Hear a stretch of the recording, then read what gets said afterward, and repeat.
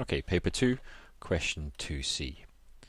What we can do for part C is we can go to a list and spreadsheet page, and we're going to do a column with the intervals, or we can call them bins, to sort of use TI Inspire nomenclature. We're going to type in a column for the cumulative frequencies. I'm going to call them CF, and I'm going to do a column for the actual frequencies. I'm going to call them FREQ.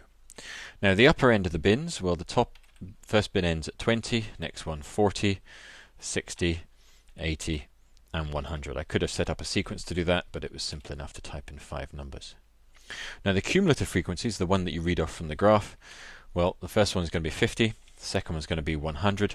Now the third one could be a little bit ambiguous. You could read it slightly less than 300, but because they tell us that the frequency is 200, then that one has to be 300, because 100 plus 200 will give us 300.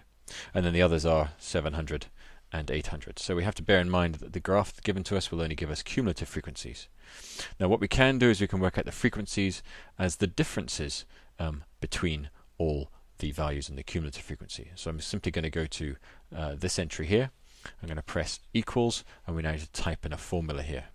So if I press the catalog button, I can go to in the catalog, and if I press I think it's D for delta, we get delta list, and it'll ask for the delta list, and I can press the var key to get all my lists, and it was CF for cumulative frequencies, and press enter again, and you can start to see that the difference between 50 and 100 is 50, between 100 and 300 is 200, but you can see that this is all a row out of alignment.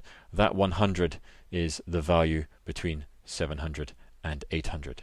So what you have to bear in mind when you're doing this is put in an extra row that there is a lower value bin. Let's just insert that. I'm going to press Control Menu, insert a row there, and there's a first bin of 0, which has a cumulative frequency of 0. And then when I do that, everything doesn't quite come into play. Let's just re-execute that command. It should have done it already. Yep, so from 0 to 50 is 50. From 50 to 100 is another 50, and again you can see that everything is slightly out of alignment. So just bear that in mind, that the graph gave us cumulative frequencies and we can automatically calculate the frequencies, but you've got to keep your wits about you as to what number goes where. So just to conclude, that number 100 is the number between 80 and 100. We're done.